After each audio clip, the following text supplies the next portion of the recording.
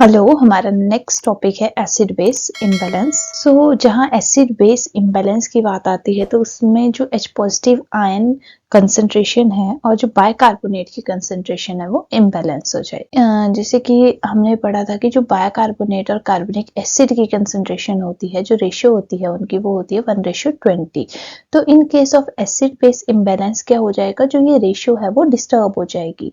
तो जब भी बॉडी में ये रेशियो डिस्टर्ब होती है, बॉडी में कुछ कंपनसेटरी मैकेनिज्म्स होते हैं जो उस टाइम पे वर्क करेंगे, जो हमने पिछली वीडियो में भी पढ़ा था कि कौन कौन से कंपनसेटरी मैकेनिज्म उसमें वर्क करते हैं। जैसे कि बाइकार्बोनेट जो बफर सिस्टम होता है, ठीक है, केमिकल बफर जो होते हैं वो सबसे पहले इमीडिएटली एक्ट करते हैं, उसके बाद रेस्पिरेटरी सिस्टम एक्ट करेगा और उसके बाद रीनल सिस्टम एक्ट करेगा। तो ये कुछ कंपनसेटरी मैकेनिज्म है।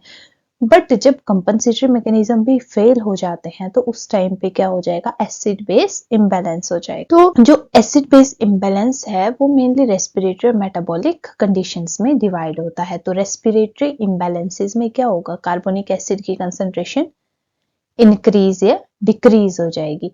और जब हम मेटाबॉलिक इम्बैलेंसेस की बात करते हैं तो उसमें बायकार्बोनेट की कंसंट्रेशन डिस्टर्ब हो जाती है, तो इंक्रीज हो जाएगी या डिक्रीज हो जाएगी। तो इन केस ऑफ एसिडोसिस, अगर एसिडोसिस की बात हम करें तो एसिडोसिस में क्या होगा कि जो H पॉजिटिव आयन की कंसंट्रेशन है या कार्बोनिक एसिड की कंसंट्रेशन है वो क्या हो जाएगी, इसमें इंक्रीज हो जाएगी। Then decrease in the bicarbonate in case of metabolic acidosis. ठीक है, अगर रेस्पिरेटरी एसिडोसिस की बात करें तो उसमें कार्बोनिक एसिड की कंसंट्रेशन इंक्रीज हो जाएगी, और अगर हम बायकार्बोनेट की बात करें तो उसमें अगर हम मेटाबॉलिक एसिडोसिस की बात करें तो उसमें बायकार्बोनेट की कंसंट्रेशन डिक्रीज हो जाएगी। और सेकंड है एल्केलोसिस। तो अगर हम एल्केलोसिस की बात करें तो एल्केलोसिस में क्या हो जाता है, कार्बोनिक एसिड डिक्रीज हो जाएगा in case of respiratory alkalosis, और in case of metabolic alkalosis bicarbonate ion की कंसंट्रेशन इंक्रीज हो जाएगी। देन नेक्स्ट है मेटाबॉलिक एसिडोसिस एंड एल्केलोसिस। ठीक है, तो हमने ये पहले भी पढ़ा कि मेटाबॉलिक जब बात आती है तो हम उसमें क्या, दो चीजें हम उसमें चेक करेंगे। एक तो हो गया पीएच, ठीक है, कि पीएच क्या है, और दूसरा हो गया बायकार्बोनेट की जो HCO3 आयन है उसकी कंसंट्रेशन क्या है। तो ये दो चीजें हम किस में चेक करेंगे, इन केस ऑफ मेटाबॉलिक जो कंडीशन है। तो अगर एसिडोसिस होगा तो एसिडोसिस में क्या होगा, जो पीएच है वो डिक्रीज हो जाएगी और बायकार्बोनेट की कंसंट्रेशन भी डिक्रीज हो जाएगी। बट अगर हम मेटाबॉलिक एल्केलोसिस की बात करें तो पीएच क्या हो जाएगा, एल्केलोसिस में इंक्रीज हो जाएगा और बायकार्बोनेट भी क्या हो जाएगा, इंक्रीज हो जाएगा। ठीक है, but in case of acidosis क्या था, पीएच भी डिक्रीज होगा और बायकार्बोनेट भी डिक्रीज हो जाएगा। तो इसमें जो हमने नॉर्मल एबीजी वैल्यूज पढ़ी थी, ये हमने लास्ट जो हमारी वीडियो थी उसमें भी हमने स्टडी की थी कि एबीजी में हम क्या क्या चेक करते हैं। पीएच चेक करेंगे जो कि 7.35 टू 7.45 नॉर्मल रेंज है। PaCO2 चेक करेंगे 35 to 45 mm of He। Bicarbonate ion concentration check करेंगे 21 टू 28 मिलीमोल पर लीटर। और partial pressure of oxygen that is 80 to 100 mm of Hg। ठीक है, तो जब मेटाबॉलिक एसिडोसिस की बात आएगी तो पीएच क्या हो जाएगी, डिक्रीज हो जाएगी, और जो बायकार्बोनेट आयन की कंसंट्रेशन है वो भी डिक्रीज हो जाएगी। बट अगर हम एल्केलोसिस की बात करें तो पीएच क्या हो रही है, 7.45 से ज्यादा हो जाएगी, इंक्रीज हो जाएगी, और बायकार्बोनेट आयन की कंसंट्रेशन भी इसमें इंक्रीज हो जाएगी। फिर उसके बाद है मेटाबॉलिक एसिडोसिस और एल्केलोसिस। तो नॉर्मली जो किडनीज हैं, किडनी क्या करती हैं, एज अ कंपनसेटरी मैकेनिज्म वो वर्क करती हैं कि अगर बॉडी में क्या हो रहा है, कि बॉडी में क्या हो गया, मेटाबॉलिक एसिडोसिस हो गया अगर, ठीक है, तो किडनी क्या करेंगी, they will excrete H positive ion, वो H पॉजिटिव आयन को एक्सक्रीट करेगी ताकि एक बैलेंस मेंटेन हो पाए। और अगर हम मेटाबॉलिक या रेस्पिरेटरी एल्केलोसिस की बात करें तो किडनी क्या करती हैं, हाइड्रोजन आयन को रीएब्सॉर्ब कर देंगी, रिटेन कर देंगी, और बायकार्बोनेट को वो एक्सक्रीट कर देती हैं to maintain the acid base balance. तो किडनी एक बहुत मेन रोल प्ले करती हैं बैलेंस को मेंटेन करने के लिए। तो इसमें हम नेक्स्ट कंडीशन स्टडी करेंगे, metabolic acidosis which is also called as the base bicarbonate deficit. ठीक है, तो इसमें क्या होगा, बायकार्बोनेट डिक्रीज हो जाएगा, डेफिशिट हो जाएगा। तो इसमें क्या होगा, पीएच क्या हो जाएगी, डिक्रीज हो जाएगी, और बायकार्बोनेट इज आल्सो डिक्रीज्ड। ठीक है, तो इसमें हाइड्रोजन आयन का गेन हो जाएगा। और loss of the bicarbonate ion. फिर जैसे कि यहाँ भी बताया गया है कि जो पीएच है वो डिक्रीज हो जाएगी और जो बायकार्बोनेट है वो भी डिक्रीज हो जाएगा। देन मेटाबॉलिक एसिडोसिस कब होगा? When an acid other than carbonic acid accumulates in the body. ठीक है, कि कार्बोनिक एसिड को छोड़ के जो अदर एसिड हैं, अदर एसिड कौन सा हो जाएगा इसमें? Keto acid. ठीक है, कीटो एसिड हो सकता है, और क्या हो सकता है? Lactic acid. लैक्टिक एसिड कब रिलीज होता है बॉडी में? जब बॉडी में एनएरोबिक मेटाबॉलिज्म स्टार्ट होगा तो लैक्टिक एसिड बॉडी में प्रोड्यूस होता है। ठीक है, या तो फॉर्मेल्डिहाइड प्रोड्यूस हो रहा है बॉडी में, तो उस वजह से भी क्या होगा? मेटाबॉलिक एसिडोसिस हो सकता है।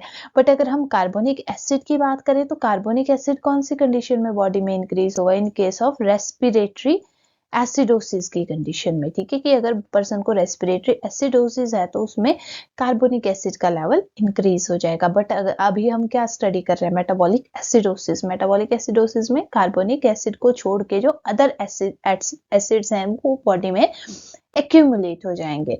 फिर इसके कॉजेज बताए गए हैं। कॉजेज में जो मोस्ट कॉमन कॉज है that is the anion gap. तो एनायन गैप होता क्या है? ठीक है, जब हम कीटायन को सम करेंगे और एनायन को सम करेंगे, फिर जब इन दोनों को हम माइनस करते हैं तो जो वैल्यू आएगी that is called as the anion gap. ठीक है, तो ये एनायन गैप हम कहाँ पे चेक करते हैं? जो एक्स्ट्रा सेलुलर फ्लूइड में एनायन और कीटायन प्रेजेंट होते हैं उनकी वैल्यू हम चेक करते हैं। तो मोस्ट कॉमन जो कीटायन है एक्स्ट्रा सेलुलर फ्लूइड में वो क्या होते हैं? सोडियम और पोटेशियम, विच अकाउंट फॉर 95%। ठीक है, और अगर एनायन की बात करें तो एनायन में क्लोराइड और bicarbonate are the most common anion which account for 86% जो अकाउंट करते हैं। तो इसमें क्या होगा कि इन दोनों में जो डिफरेंस आएगा कीटायन और एनायन में, जो वैल्यू आएगी that is called as the anion gap. ठीक है, it is the difference between the measured anion और द कीटायन। ठीक है, तो इसमें जो एनायन गैप होता है वो किस वजह से होता है? उसमें क्या चीजें प्रेजेंट होंगी? उसमें क्या प्रेजेंट होगा? मोस्ट कॉमनली उसमें एल्ब्यूमिन प्रेजेंट होता है, मैक्सिमम क्वांटिटी में उसमें एल्ब्यूमिन प्रेजेंट होगा, प्रोटीन। ठीक है, और सल्फेट, फॉस्फेट और ऑर्गेनिक एसिड उसमें प्रेजेंट होते हैं। तो इसको कैलकुलेट करने का जो फॉर्मूला है that is sodium plus potassium के पेशेंट की क्या है? इलेक्ट्रोलाइट वैल्यू जब चेक होंगी, जैसे कि सोडियम की वैल्यू अगर मान के चलो कि 145 है, पोटेशियम की 135 है ना, तो वो हम ये वैल्यू यहाँ पुट करेंगे कि सोडियम की कितनी वैल्यू है, पोटेशियम की कितनी वैल्यू है, ठीक है, बायकार्बोनेट की कितनी वैल्यू है और फ्लोराइड की कितनी वैल्यू है। फिर ये जो कीटायन है, कीटायन को हम किससे माइनस कर देंगे? एनायन से हम इनको माइनस कर देंगे। जो वैल्यू आएगी that is called as the anion gap. तो यहाँ भी फॉर्मूला बताया गया है कि एनायन गैप क्या होता है? सोडियम प्लस पोटेशियम माइनस, ये माइनस है, माइनस क्लोराइड प्लस बायकार्बोनेट। और इसका एक और फॉर्मूला है कि अगर आपने पोटेशियम नहीं लेना है, ठीक है, पोटेशियम की वैल्यू नहीं लेनी है, तो इंडिविजुअली सोडियम की वैल्यू भी हम इसमें पुट कर सकते हैं, माइनस क्लोराइड प्लस बायकार्बोनेट। ठीक है, जो वैल्यू आएगी that is called as the anion gap. तो जो नॉर्मल वैल्यू होती है एनायन गैप की that is 8 to 12 milliequivalent per litre if without potassium. ठीक है, कि अगर हमने बिना पोटेशियम का फॉर्मूला अप्लाई किया है तो जो वैल्यू है that is 8 to 12 milliequivalent per litre. But अगर हमने पोटेशियम की वैल्यू भी उसमें ऐड की है, अगर हमने ये वाला फॉर्मूला यूज किया है तो उसमें क्या वैल्यू आएगी? 12 to 16 milliequivalent per litre उसकी वैल्यू होगी, नॉर्मल वैल्यू। तो यहाँ भी बताया गया है कि जो सोडियम है, सोडियम में जो कीटायन है सोडियम, ठीक है, उसकी वैल्यू कितनी बताई है? 140। ठीक है, तो हम क्या वैल्यू पुट करेंगे? एन में 140। ठीक है, और बायकार्बोनेट की वैल्यू है 24 और क्लोराइड की वैल्यू है 104। कितनी वैल्यू आएगी? 128। ठीक है, 128 वैल्यू इसमें आ जाएगी। तो 128 जो वैल्यू है दैट इज इनको माइनस करके जो वैल्यू आएगी that is the anion gap. ठीक है, कि 140 माइनस 128 को जब माइनस किया तो वैल्यू कितनी आई? 12। ठीक है, तो ये जो 12 वैल्यू आई है this is called as the anion gap. तो अब इसके कॉजेज में ही it can be divided clinically into high anion gap metabolic acidosis और normal anion gap metabolic acidosis. ठीक है, एक में क्या होगा कि जो एनायन गैप है वो हाई होगा और दूसरी कंडीशन में एनायन गैप नॉर्मल होगा। तो high anion gap metabolic acidosis is also called as the HAGMA और normal anion gap metabolic acidosis is called as the नगमा।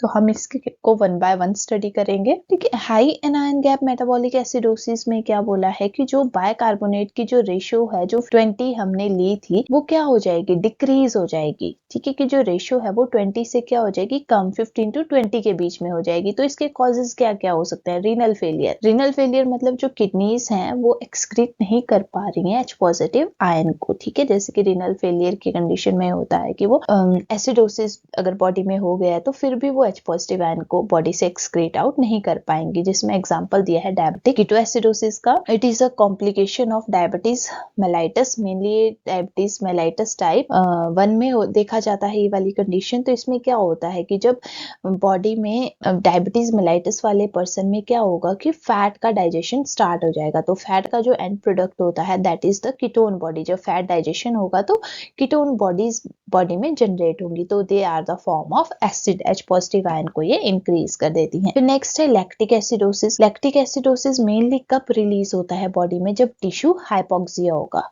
ठीक है, टिश्यू हाइपोक्सिया जब होता है तो क्या होता है, बॉडी में एनारोबिक मेटाबॉलिज्म स्टार्ट हो जाएगा। ठीक है, तो उसमें जो एंड प्रोडक्ट रिलीज होता है that is called as the lactic acid. ठीक है, तो टिश्यू हाइपोक्सिया में हो सकता है, सर्कुलेटरी फेलियर में ये कंडीशन हो सकती है, और इनटेक ऑफ बायगुआनाइड्स। तो बायगुआनाइड्स भी क्या करते हैं, they will also interfere with the clearance of lactate leading to the cellular lactate level increase in this level. तो लैक्टिक एसिड क्या करते हैं, ये सीरम लैक्टेट लेवल को इंक्रीज कर देते हैं, क्योंकि क्या होता है कि जो लैक्टेट है वो बॉडी से क्लियर आउट नहीं हो पाता है, जिस वजह से बॉडी में ही वो इंक्रीज होता रहेगा। सो इसमें क्या होगा, बायकार्बोनेट डिक्रीज हो जाएंगे और एच पॉजिटिव आयन की कंसंट्रेशन इंक्रीज हो जाएगी। ठीक है, लैक्टिक एसिड की प्रोडक्शन हो रही है। तो इसमें जो कॉज है that is also carbon monoxide poisoning में भी ये कंडीशन देखी गई है कि कार्बन मोनोऑक्साइड पॉइजनिंग में क्या है कि बॉडी में ऑक्सीजन डिक्रीज हो जाएगी और क्या होगा, हाइपोक्सिया हो जाएगा बॉडी में, जिस वजह से लैक्टिक एसिड की प्रोडक्शन हो जाएगी। स्टार्वेशनल कीटोएसिडोसिस, ठीक है, तो इसमें भी क्या है, एक तो कीटोन बॉडीज की फॉर्मेशन होगी। ठीक है, कीटोन बॉडीज क्यों प्रोड्यूस होंगी, because there will be the metabolism of the fat. तो फैट जब मेटाबोलाइज होता है तो उसका जो एंड प्रोडक्ट है कीटोन बॉडीज, ठीक है, वो बॉडी में रिलीज हो जाएंगी। फिर नेक्स्ट है इंजेक्शन ऑफ टॉक्सिन, जैसे कि सैलिसिलेट। सैलिसिलेट्स में एग्जांपल है एस्प्रिन। ठीक है, तो ये क्या करता है, ये सैलिसिलिक एसिड की फॉर्मेशन करता है। फिर नेक्स्ट है इथाइलिन ग्लाइकोल। इथाइलिन ग्लाइकोल क्या करेगा, it convert the glycolaldehyde to into the glycolic acid. The next is methanol. Methanol is a form of alcohol का ही ये एक फॉर्म है। तो ये फॉर्मल्डिहाइड की फॉर्मेशन करेगा और फर्दर फॉर्मिक एसिड की प्रोडक्शन करेगा। तो in this way acid content is increased in the body. तो अगर हम डायबिटिक कीटोएसिडोसिस की बात करें तो उसमें 3 कार्डिनल फीचर हैं कि जब कीटोएसिडोसिस होगा तो क्या सिम्टम पर्सन में प्रेजेंट होंगे। हाइपर कीटोनीमिया, ब्लड में कीटोन बॉडीज इंक्रीज हो जाएंगी, या कीटोन्यूरिया हो सकता है, यूरिन में भी कीटोन बॉडीज एक्सक्रीट हो जाएंगी। हाइपरग्लाइसीमिया, ठीक है, तो हाइपरग्लाइसीमिया में जो ब्लड ग्लूकोज लेवल है वो 200 mg पर DL से इंक्रीज रहेगा। और third one is metabolic acidosis की जो pH है वो 7.3 से डिक्रीज हो जाएगी। फिर नेक्स्ट इसके लिए निमोनिक है कैडमड पाइल्स। सी से साइनाइड और कार्बन मोनोऑक्साइड पॉइजनिंग आ जाएगा। ए से आर्सेनिक पॉइजनिंग, टी से टोलिन पॉइजनिंग, एम से methanol poisoning, metformin poisoning, you से यूरीमिया हो जाएगा, डी से DKA की कंडीशन की वजह से भी ये हो सकता है, पी से पैराल्डिहाइड, आई से आयरन और आइसोनियाजिड, एल से लैक्टेट, ई से इथाइलिन ग्लाइकोल और एस फॉर सैलिसिलेट्स। तो this is the mnemonic for its causes. The next condition है normal anion gap metabolic acidosis. तो इसमें क्या होगा कि जो एनायन गैप है वो नॉर्मल रहेगा बट पर्सन को मेटाबॉलिक एसिडोसिस हो जाएगा। तो इसमें क्या है कि जो एनायन और केटायन का गैप है वो भी क्या होगा, नॉर्मल रहेगा। जो एनायन गैप है वो क्या है, नॉर्मल है, कि नॉर्मल रेंज में रहेगा। क्यों नॉर्मल रहेगा, क्योंकि एनायन भी बॉडी से लॉस होंगे और केटायन भी बॉडी से लॉस होंगे। तो इसमें जो कॉज है दैट इज डायरिया। डायरिया में क्या होता है कि जो पेनक्रिएटिक सिक्रीशंस होती हैं, पेनक्रिएटिक जो एंजाइम्स होंगे, सिक्रीशंस होंगी, उसमें क्या होता है, बाइकार्बोनेट प्रेजेंट होता है, वो हाईली एल्कलाइन होता है। तो जब वो बॉडी से लॉस होगा डायरिया के थ्रू तो बॉडी से बाइकार्बोनेट आयन भी लॉस हो जाएगा, which will lead to the acidosis condition.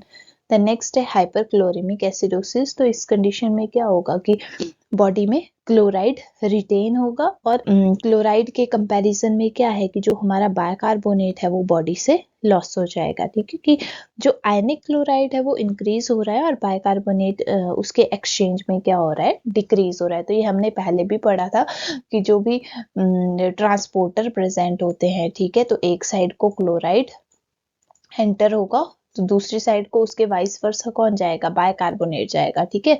तो वही है कि अगर हाइपर क्लोरीमिया हो रहा है, ठीक है, कि क्लोराइड अगर इंक्रीज हो रहा है तो बायकार्बोनेट क्या होगा, ऑटोमेटिकली वो बॉडी से डिक्रीज हो जाएगा। फिर नेक्स्ट है जैसे कि इंटेस्टाइनल फिस्टूला भी अगर प्रेजेंट है, ठीक है, तो उस कंडीशन में क्या होगा कि जो कंटेंट है, गैस्ट्रिक कंटेंट है, वो इंटेस्टाइन के थ्रू फिर से क्या हो रहा है, क्लोराइड रीअब्सॉर्ब हो जाएगा, ठीक है, मेनली क्लोराइड रीअब्सॉर्ब हो जाएगा और बायकार्बोनेट बॉडी से लॉस हो जाएगा गट में मेनली। फिर नेक्स्ट है नॉर्मल कंडीशन की। नॉर्मल कंडीशन में क्या होता है कि in the presence of oxygen क्या होगा, एरोबिक मेटाबॉलिज्म होता है, ठीक है। एरोबिक मेटाबॉलिज्म में क्या होगा कि जो सेल है वो ग्लूकोज का यूज करेंगे एनर्जी प्रोडक्शन के लिए। तो glucose converted to 2 pyruvic acid by the glycolysis process और इन माइटोकॉन्ड्रिया पायरुविक एसिड किस में कन्वर्ट हो जाएगा, कार्बन डाइऑक्साइड, वाटर और एटीपी में ये कन्वर्ट हो जाएगा।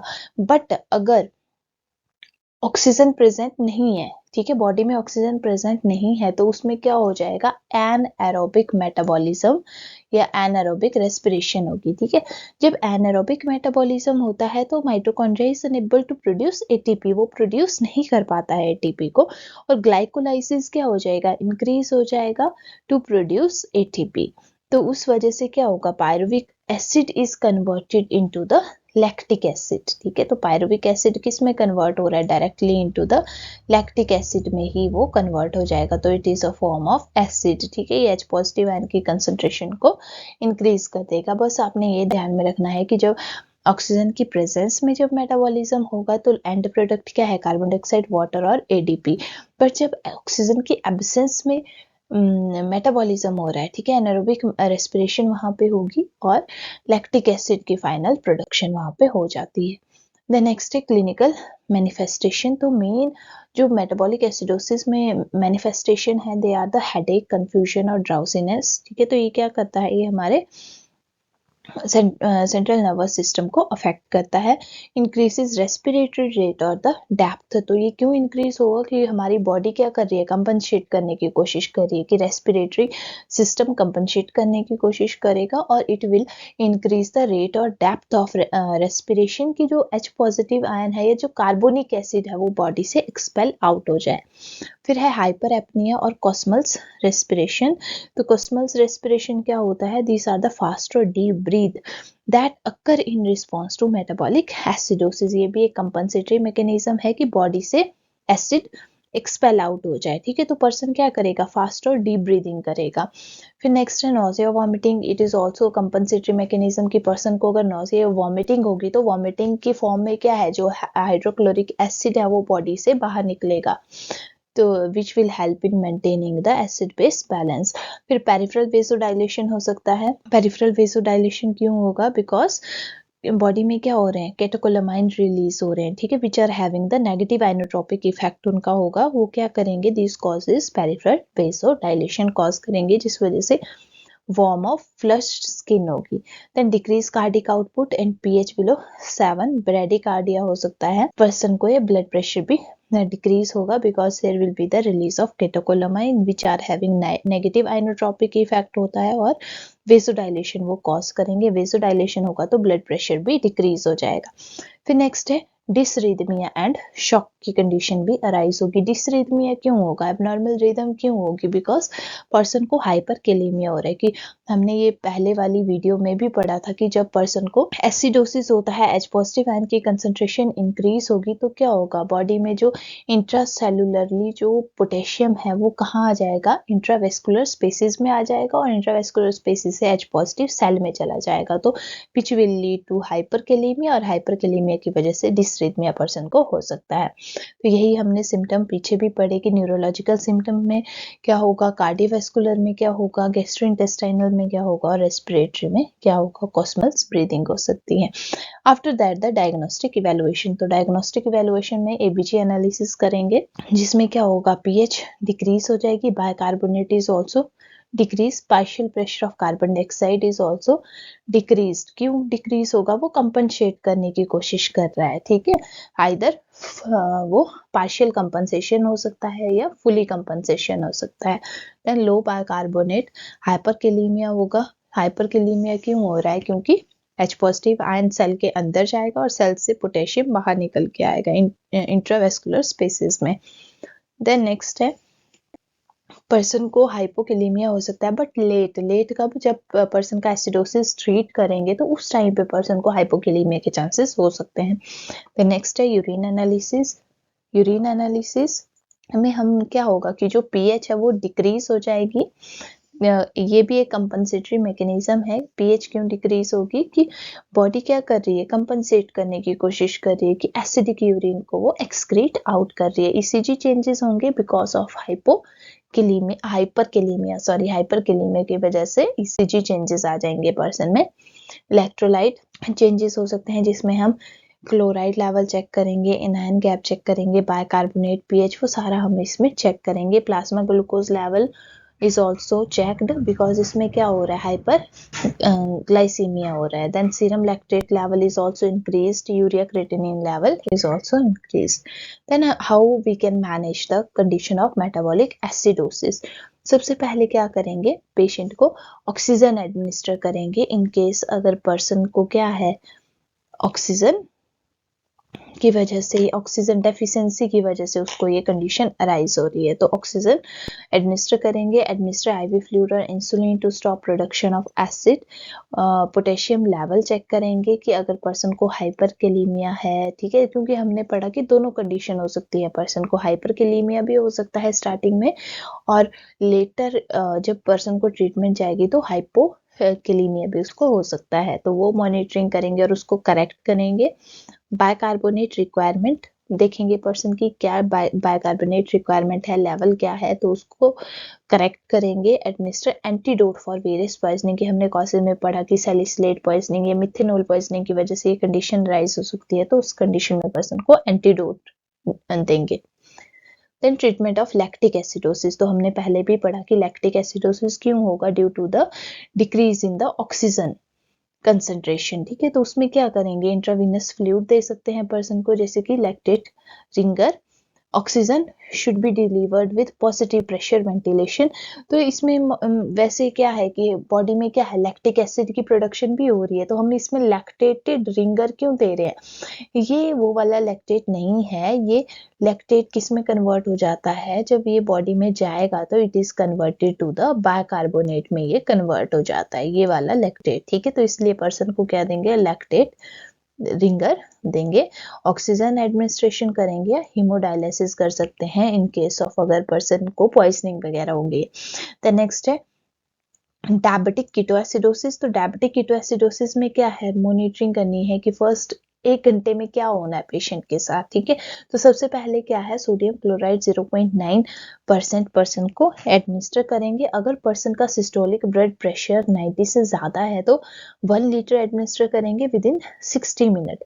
बट अगर पर्सन का ब्लड प्रेशर क्या है, डिक्रीज है, लो है, ठीक है, तो 500 ml of normal saline is administered with in 10 to 15 minutes में ये एडमिनिस्टर करेंगे। देन डायबिटिक कीटोएसिडोसिस क्यों हो रहा है, हाइपर ग्लाइसीमिया इसमें हो जाएगा, तो उसके लिए क्या है, पर्सन को इंसुलिन थेरेपी देंगे।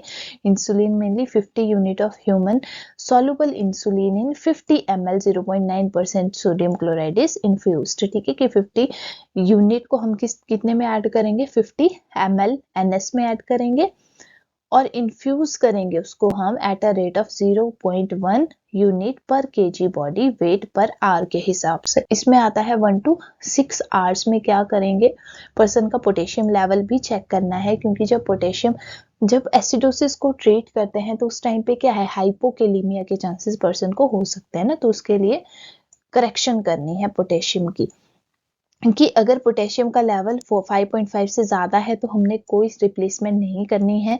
अगर 3.5 टू 5.5 है तो 40 मिलीमोल पर लीटर उसको पोटेशियम रिप्लेसमेंट करेंगे। अगर लेस देन 3.5 है तो additional potassium is also required.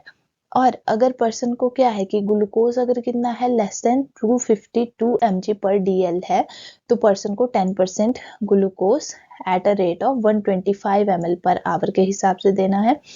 और नेक्स्ट है कि अगर पर्सन क्या है, रीनल फेलियर या हार्ट फेलियर का पर्सन है, ठीक है, और प्लाज्मा सोडियम लेवल भी उसका क्या है, इंक्रीज्ड है, तो 0.45% NaCl इज यूज्ड, ठीक है, तो उसमें 0.9% हमने यूज नहीं करना है, ठीक है, इन केस ऑफ रीनल फेलियर और हार्ट फेलियर, तो उसमें क्या करेंगे हम, 0.45% NaCl is used.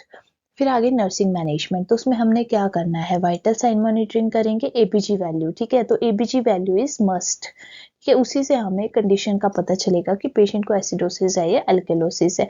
Then IV infusion start करेंगे पर्सन को, जो हमने पढ़ा कि एनएस से कर सकते हैं 0.9% या तो 0.45% एनएस हमने यूज करना है, ठीक है, कि अगर हाइपोग्लाइसीमिया पर्सन को हो रहा है तो उस कंडीशन में 10% डेक्सट्रोज का यूज करेंगे। तो ओरल और intravenous bicarbonate is also used, और sodium citrate is used to treat the kidney failure, और इंसुलिन का यूज करेंगे to treat the ketoacidosis.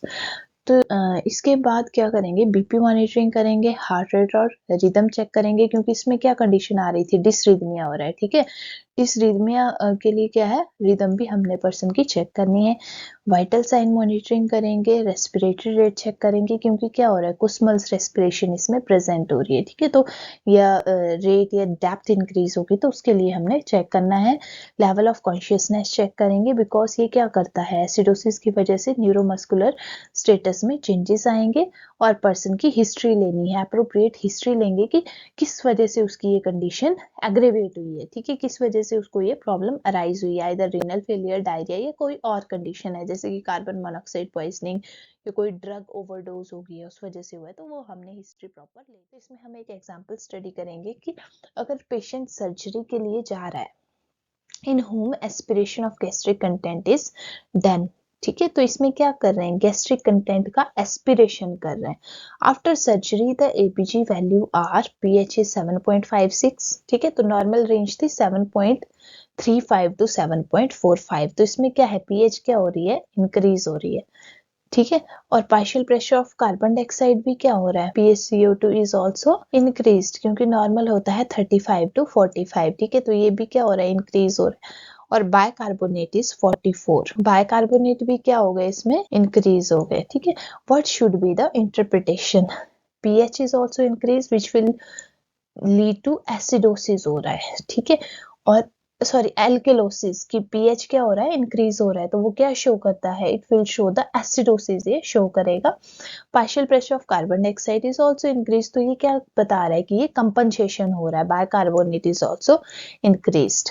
तो अब ऑप्शन देखते हैं, metabolic acidosis, metabolic alkalosis, next है रेस्पिरेटरी एसिडोसिस और रेस्पिरेटरी एल्केलोसिस, ठीक है, तो इसमें क्या कंडीशन अराइज होगी, जब एल्केलोसिस है तो एल्केलोसिस में हम क्या देखेंगे, बाइकार्बोनेट को चेक करेंगे, तो this is the metabolic alkalosis, जो सेकेंड वाला है इट इज करेक्ट। और partial pressure of carbon dioxide क्यों इंक्रीज हुआ है, because it try to compensate, ठीक है, ये क्या कर रहा है कि जो बाइकार्बोनेट इंक्रीज हुआ है उसको कंपनसेट करने की कोशिश कर रहा है, तो इट इज द, कौन सी कंडीशन है ये, partial compensation, partial compensatory metabolic alkalosis, ठीक है, क्योंकि बॉडी ने क्या किया है, कंपनसेट करने की कोशिश की है। फिर नेक्स्ट है कि the pH of the body fluid is maintained by buffer system. What are the most effective buffer that act immediately? तो हमने ये पहले भी पढ़ा है कि जो सबसे immediately act करते हैं they are the bicarbonate buffer, ठीक है, जो कि इमीडिएटली एक्ट करेंगे, विद इन सेकेंड्स ये एक्ट करते हैं। फिर नेक्स्ट है lactic acidosis is caused by all except. तो हमने ये पहले भी पढ़ा कि लैक्टिक एसिडोसिस क्यों होता है, जब ऑक्सीजन की डेफिशिएंसी हो जाती है। तो हाइपोक्सिया में भी क्या होगा, ऑक्सीजन डेफिशिएंसी होगी। इन्फेक्शन में, ठीक है, नेक्स्ट है एक्यूट एमआई में भी क्या होगा, ऑक्सीजन की डेफिशिएंसी होगी। सर्कुलेटरी फेलियर में भी O2 डेफिशिएंसी होगी। तो कौन सा इसका सही आंसर है, दैट इज द इन्फेक्शंस। फिर नेक्स्ट है all are the causes of metabolic alkalosis के कॉजेज, ठीक है। तो उसमें क्या हो सकता है, डायूरेटिक थेरेपी जो हमने अभी स्टडी किया, ठीक है, कि पोटेशियम लूजिंग डायूरेटिक्स अगर यूज हो रहे हैं, एक्सेसिव वॉमिटिंग अगर पर्सन को हो रही है, ठीक है, हाइपो एल्डोस्टेरोनिज्म और नेक्स्ट है हाइपर एल्डोस्टेरोनिज्म। तो ये हमने कॉजेज में भी पढ़ा था कि जो हाइपर एल्डोस्टेरोनिज्म अगर पर्सन को हो जाता है, ठीक है, तो इसमें क्या होगा कि जो एल्डोस्टेरोन है उसकी इंक्रीज हो जाएगी secretion, which will lead to water और सोडियम रीअब्सॉर्प्शन, ठीक है। तो वो रिटेंशन कॉज करेगा, सोडियम और water retention, which will further lead to the H positive loss from the body, ठीक है। तो एक्सेप्ट दिया था, ठीक है, तो एक्सेप्ट में क्या आ जाएगा, हाइपो एल्डोस्टेरोनिज्म। फिर नेक्स्ट है इसका जो सही आंसर है, that is the hypo aldosteronism, ठीक है, क्योंकि ये सारे क्या डायरेटिक थेरेपी भी मेटाबॉलिक एल्केलोसिस कॉज करती है, एक्सेसिव वॉमिटिंग भी मेटाबॉलिक एल्केलोसिस कॉज करेगी और हाइपर एल्डोस्टेरोनिज्म भी एक्सेसिव मेटाबॉलिक एल्केलोसिस कॉज करेगी। बट हाइपो एल्डोस्टेरोनिज्म सही आंसर होगा, इस क्वेश्चन का ये सही आंसर है। Out of following which is correct about anion gap? Lactic acidosis increases anion gap. Anion gap decreased in ketoacidosis. Anion gap is decreased in hypercalcemia or all of the above. तो anion gap ketoacidosis में क्या हो जाता है, increase होता है, ठीक है। तो ये इसका इनकरेक्ट आंसर है, क्योंकि इसमें क्या था, एनायन गैप इंक्रीजेस इन कीटोएसिडोसिस में इंक्रीज होता है। फिर नेक्स्ट है excessive citrate in massive blood transfusion can cause, ठीक है, कि जो सिट्रेट है अगर पर्सन को मैसिव ब्लड ट्रांसफ्यूजन करते हैं तो ब्लड जो बैग होता है उसको प्रिजर्व करने के लिए जो प्रिजर्वेटिव यूज किया जाता है, दैट इज सिट्रेट। अगर एक्सेसिव सिट्रेट हो जाए तो उससे क्या कंडीशन अराइज होगी, that is the metabolic alkalosis. This is the right answer. This is all about my topic. Thank you so much for giving your valuable time.